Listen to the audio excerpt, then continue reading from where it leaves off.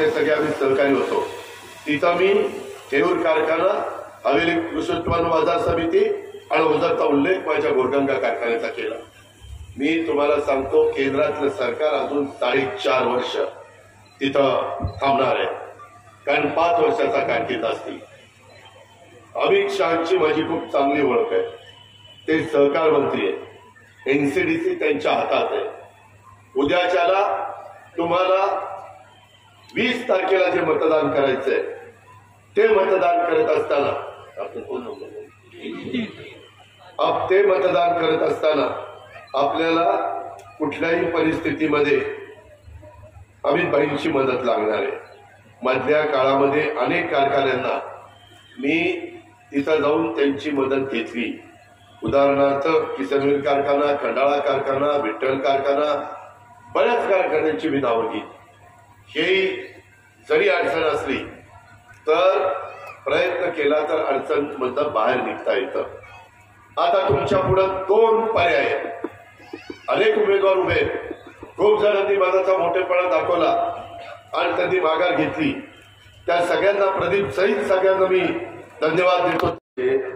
बाबा काही करेल. त्यावेळेस आता गोरगंगेची माणसं काही द्यायला घ्यायला नाहीये. त्यांचे पगारच नाही, ते कसे देतात?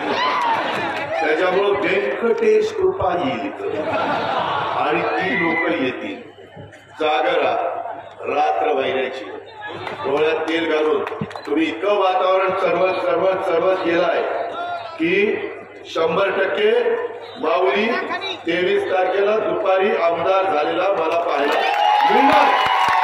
त्याबद्दल माझ्या मनात किंवा शंका नाही. पण हेच मी सांगत असताना तुम्हाला सांगेन, तुम्ही घाण राहू नका.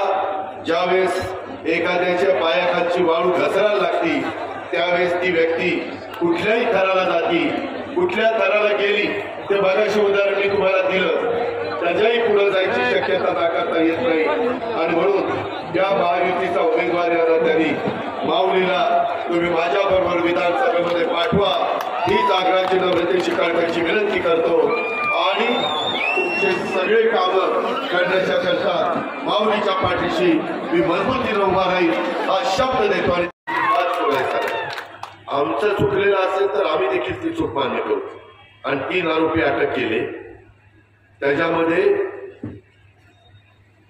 एक आरोपी अजून सापडला नाही. मी नाव घेत नाही कारण कुणाची बदनामी करण्याचा आपला अधिकार नाही.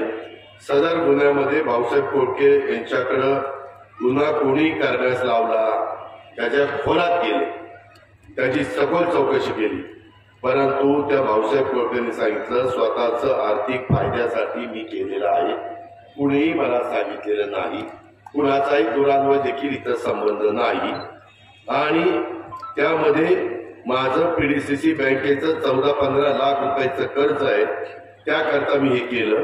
भाऊसाहेब कोळके हा गुन्ह्यातील फिर्यादी ऋषिराज पवार यांच्याच पक्षातील कार्यकर्ता आहे. त्यांनी फिर्यादीमध्ये नमूद केलंय भाऊसाहेब कोळके हा ग्रामपंचायतीचा सदस्य आहे. लोकसभा निवडणुकीपूर्वी फिर्यादी यांच्या गटामध्ये तो त्यांनी प्रवेश केला. सदर गुन्ह्यामध्ये भाऊसाहेब कोळके यांचा मोबाईल आणि जे काही असलेले व्हिडिओ चित्रीकरण ते सगळं जप्त केलेलं आहे. आणि मोबाईल कॉल लॉग आणि व्हॉट्सअप चॅट याची तपासणी केली असता या गुन्ह्यामध्ये कोणत्याही राजकीय उद्देश दिसून येत नाही. याबाबत आरोपीकडे सखोल चौकशी करण्यात आलेली आहे. आणि भाऊसाहेबांनी स्वतःच्या आर्थिक फायद्याकरताही केलं.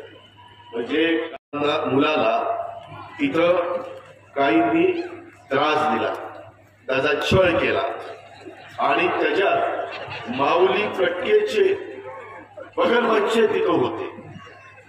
निवडणुकीच्या निमित्तानं भावनिक मुद्दा करून लोकांची मतं मिळवण्याच्या करता जर काही लोक इतक्या खालच्या थराला जात असतील तर दुर्दैव आहे आपल्या सगळ्यांना.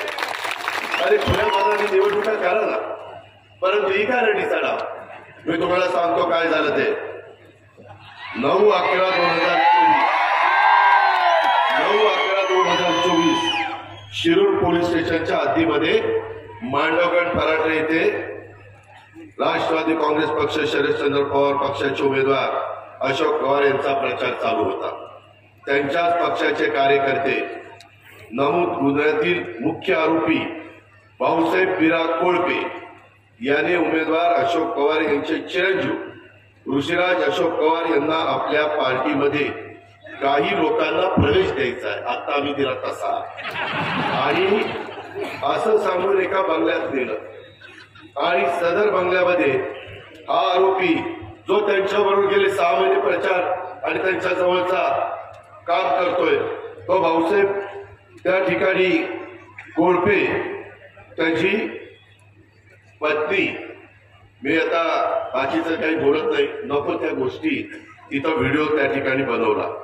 सदर अश्लील व्हिडिओ व्हायरल करण्याची धमकी त्या भाऊसाहेबांनीच त्या ऋषीला दिली आणि पैशाची मागणी केली.